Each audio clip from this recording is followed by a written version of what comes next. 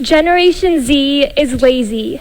That's something I've heard from some teachers, parents, other adults, even students. And of course, you can find that online from anywhere like high-profile websites like CNBC to popular culture websites like BuzzFeed. They all proclaim it. Generation Z, which, by the way, is people born between 1996 and 2015, is lazy. And it would be one thing if we were lazy, but the thing is, we're not. In fact, I think we're working harder than most, if not all, generations have before us, and we're still getting no credit for it. So this has some major repercussions, but I'm just going to start out with some examples. So first of all, college. Obviously, college is harder to get into now than ever before.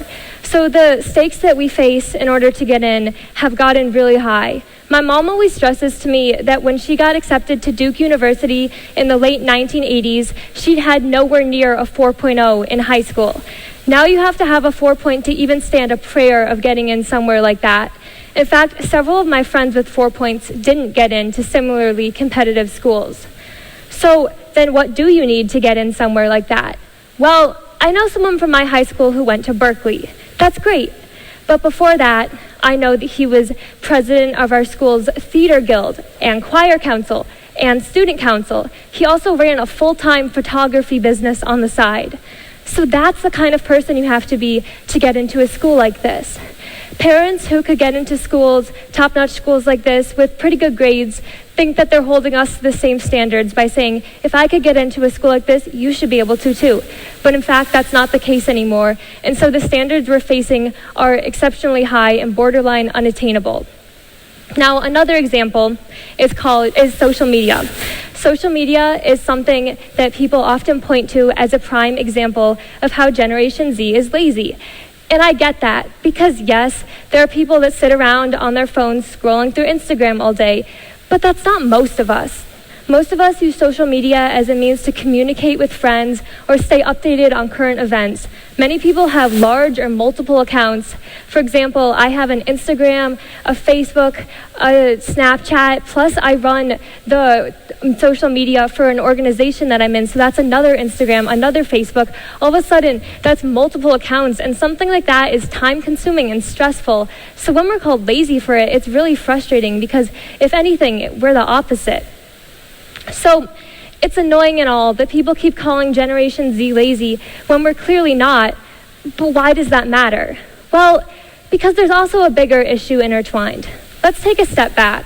Students in the audience, raise your hand if you or someone you know has been ever affected by anxiety. That's a lot of people, and unfortunately, it fits with the statistics. Nearly 3/4 of American high schoolers today say that they feel stressed or tense on a daily basis or almost daily. That's so many people. And that stress can be debilitating. Here's another statistic.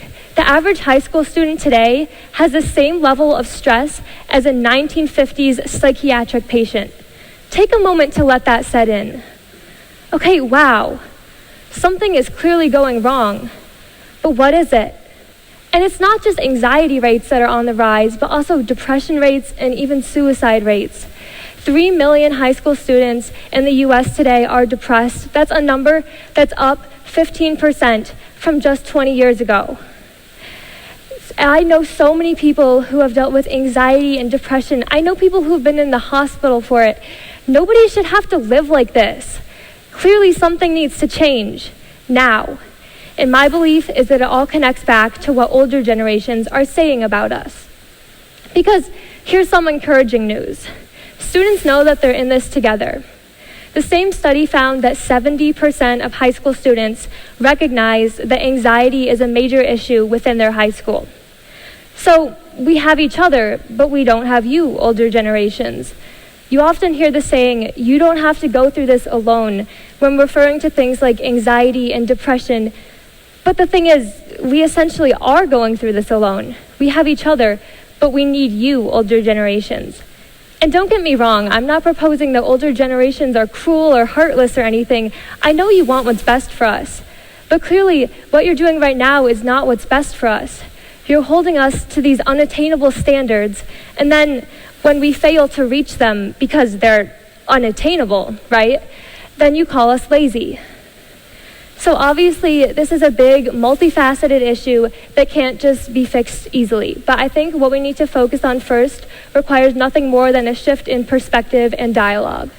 Older generations, instead of always calling us lazy and blaming us for it, praise us when we're a little lazy.